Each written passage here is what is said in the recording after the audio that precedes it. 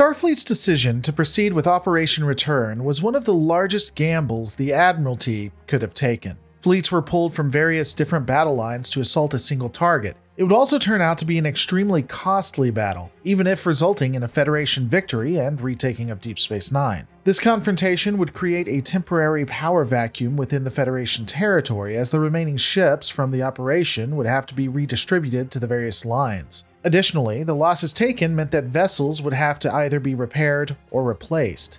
Due to this, the Dominion and other ne'er-do-well entities were able to take advantage of the gaps in security. Sectors across the Federation would see their supply chains disrupted. Understandably, this would have an impact to both the citizenry as well as the war effort.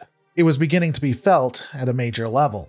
Because of this, Starfleet began dispatching ships, including those fresh out of space dock, to these hot zones to restore peace and prosperity, as well as to protect vital trade. One of these operations included securing the Merton sector, an area near the Romulan border that had at least one populated planet named Ratir 6. Co víte o sektoru Merton?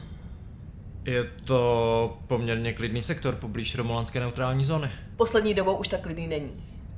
Jen za minulý týden tam zmizela 3 federační plavidla. Podle rozvědky v sektoru operuje několik lodí Dominionu. Naše síly jsou momentálně rozptýlené, přesto však potřebujeme někoho, aby tam zamířil. A zamával vlajkou a ukázal, že flotila dokáže hájit svoje území. Chápu. Přesně tak, Jenci. This planet, unfortunately, was hostile to the Federation, which didn't help since there was a noticeable uptick in Federation starships being destroyed in or near that system. It was believed that several Dominion vessels were operating in the area. Due to this, Admiralty promoted Captain Jans Nansen, a veteran from Operation Return whose ship had been all but destroyed, to Rear Admiral, giving him strategic command of the 38th Squadron. The 38th Squadron was one of the first to have the brand new variant of Norway-class vessels as well. These ships were fast, nimble, and quite powerful. From everything that we observe, the ships appear to be built specifically for war, the bridges resembling that of a Defiant-class bridge or even Galaxy-class battle bridge, with the corridors and other rooms extremely cramped. This could also indicate a return to efficiency and functionality versus that of comfort for the quasi-military. Also, apparently, the captains can color-code their bridges to match their personalities. Neat. There would be 4 of these state-of-the-art vessels in the squadron, which included the Admiral's flagship, the USS Minneapolis, the San Jose, Luanda, and Nuke.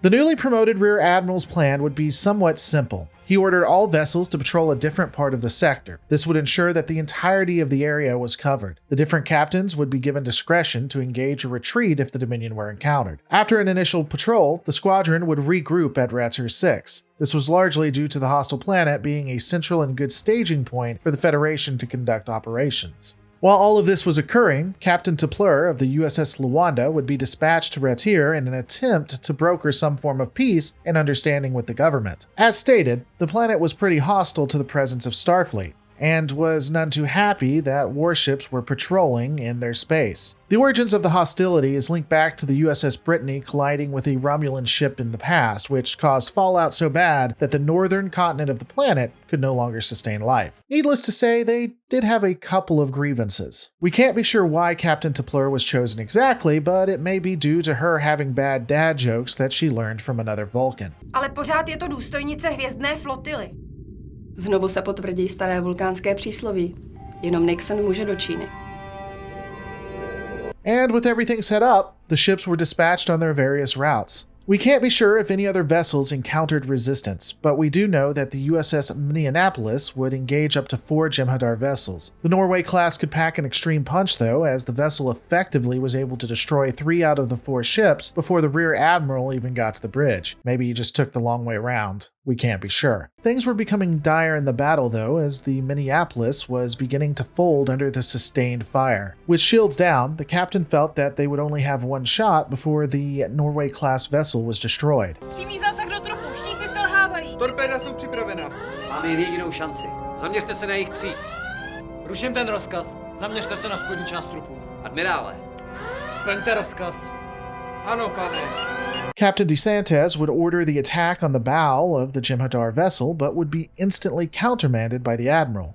Jan would order to attack the underside of the ship instead. This would cause brief confusion, but the tactical officer opted to follow the orders of the Admiral and was able to destroy the Jem'Hadar invader. We'll come back to that order in a minute. After the destruction of the last Jem'Hadar vessel, the ships rendezvous at Ratir 6 and conduct repairs as well as diplomacy. The orders are that they will be in high orbit for the next 2 days, reason being that they needed time to talk with the council of the planet to try and attempt some kind of barter for tolerance of their presence. To a degree, they would need the blessing of Ratir 6 so that they could do this efficiently. While negotiations were underway, Captain DeSantis would request a transfer of command. A kapitáne, zrovna jsem vás chtěl požádat o hlášení. To bude rychlé, pane. Chci, abyste tohle poslal velení hvězdné flotily. Co je to? Žádost o převelení na jinou loď, pane.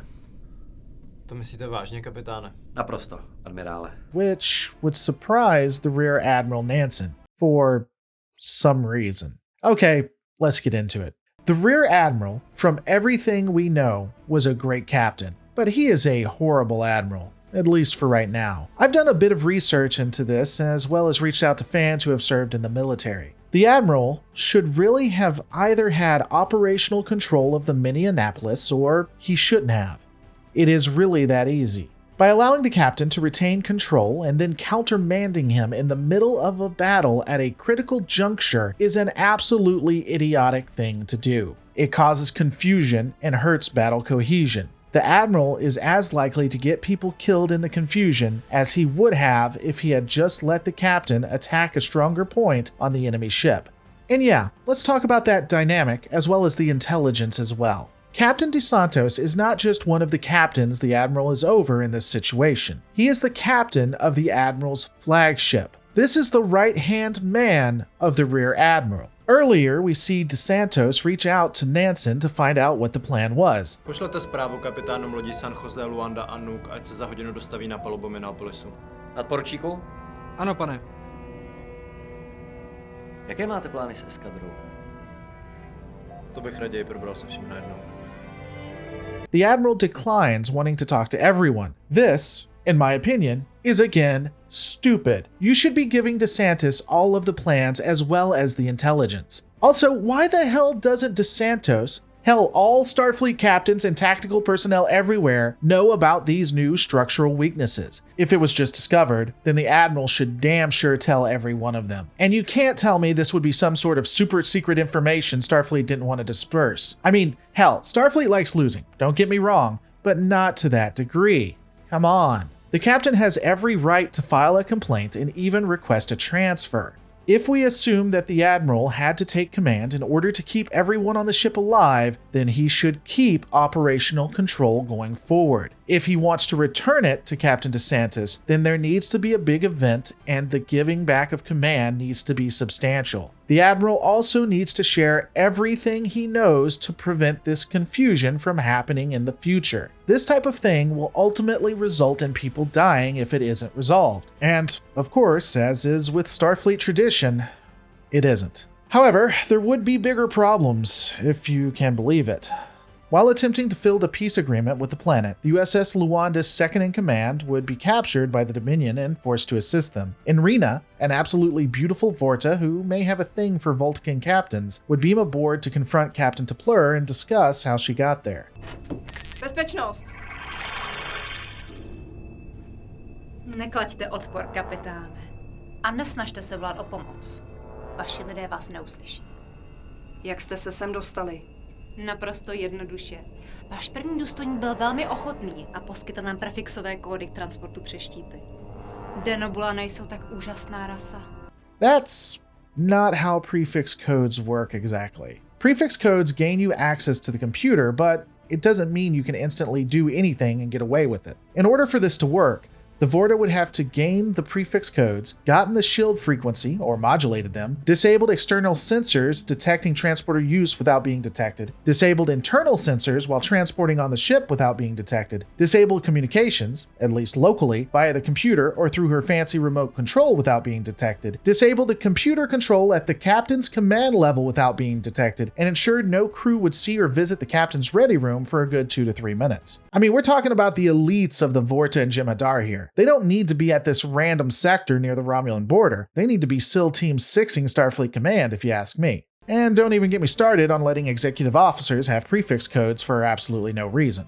Regardless, the Vorta, who again is likely thirsty for some Vulcan captain action, would taunt the woman a little bit before beaming the Starfleet crew off the vessel and onto the planet. Again, why the other vessels aren't detecting all these transports happening, we'll never know. The Dominion would take control of the bridge, and again, while it would be noticed that the vessel was going off course, no one would question it, because why would they? After a few barbs with the Vulcan captain, in which the dad-joking Vulcan does get a good jab in, Jistě přemýšlíte, kapitáne, proč jsem si vás tu nechal. Jednak tu chci někoho z původní posádky, kdyby se vyskytly nějaké nečekané problémy. A pak také budu ráda za vaši jedinečnou společnost. Pochopitelně. To je typický projev megalomanského chování vyskytujícího se u psychopatů. Chcete obecenstvo, máte emocionální potřebu dokázat si vlastní schopnosti. Předpokládám, že váš předchozí klon byl popraven za selhání. the Vorta orders an attack on one of the Starfleet vessels, destroying it. Now, without even knowing it, Rear Admiral Nansen has lost 50% of his fighting force, and things were about to get worse. If you guys have not seen it, please go over and watch. You'll see in the description below, as well as in the top right-hand corner, how to get to the short film itself. It is absolutely wonderful. I really enjoyed it, and I'm looking forward to breaking down the rest of the film. Let me know what your thoughts are on this, and if you agree with this breakdown. Did they really have an issue with command, or do I not know what I'm talking about? Let me know in the comments below. Don't forget to rate, comment, subscribe, and I'll see you on the next Lore Reloaded.